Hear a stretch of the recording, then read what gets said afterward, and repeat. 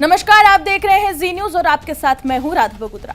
भारत ने अपना 77वां गणतंत्र दिवस इस बार सिर्फ परेड नहीं बल्कि शक्ति प्रदर्शन में बदल दिया। कर्तव्य पथ पर टैंक थे, मिसाइलें थी, फाइटर जेट थे, लेकिन इन सब के बीच एक ऐसा हथियार था जिसने पूरी दुनिया की नजरें अपनी ओर खींच ली। एक काले रंग का डिबेनुमा हथियार जिसका नाम बहुत कम लोग जानते थे, और आज हम उसी रहस्यमय गन की बात करेंगे। गणतंत्र दिवस परेड के दौरान जब एक बख्तरबंद वाहन पर तैनात जवान के हाथ में ये ब्लैक कलर की मोटे आकार की गन नजर आई तो लोग चौंक गए।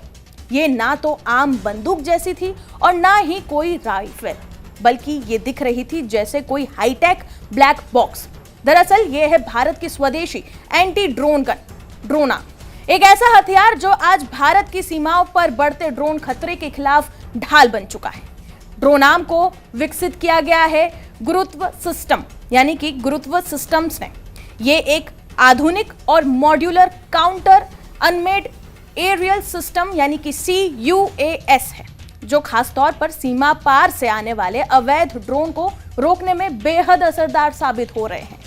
इस गन की ताकत की तारीफ खुद केंद्रीय गृह मंत्री अमित शाह भी कर चुके हैं। राजस्थान के जोधपुर में BSF के 60वें स्थापना दिवस समारोह के दौरान अमित शाह ने ड्रोनाम की सफलता का जिक्र किया था। उन्होंने बताया कि पंजाब सेक्टर में भारत पाकिस्तान सीमा पर आने वाले 55% ड्रोन को निष्क्रिय किया गया है, और सिर्फ इसी गन के कारण, जबकि पहले ये आंकड़ा सिर्फ 3% था। यानी ड्रोनाम जैसी तकनीक ने सीमा सुरक्षा की तस्वीरों को बदल दिया है। अमित शाह ने यह भी कहा कि पंजाब जैसे सीमावर्ती इलाकों में ड्रोन का इस्तेमाल हथियारों और नशीले पदार्थों की तस्करी के लिए किया जा रहा है, जो देश की सुरक्षा के लिए एक बहुत बड़ा खतरा है।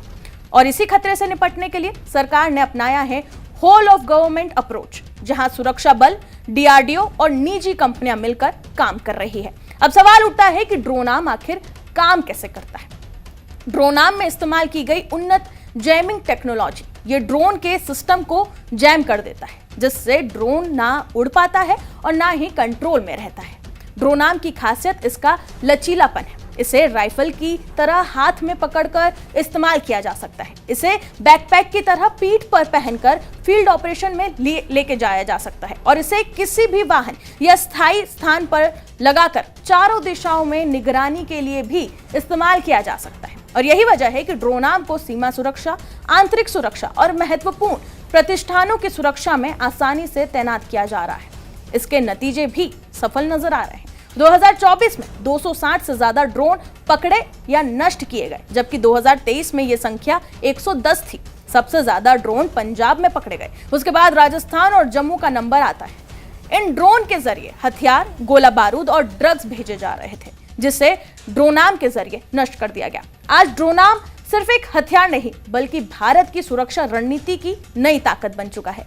ड्रोनाम के बारे में जो जानकारी हमने आप तक पहुंचाई, उस पर आप क्या राय रखते हैं, हमें कमेंट सेक्शन में जरूर बताएं। और बाकी तमाम खबरों के लिए जुड़े रहें जी न्यूज के साथ।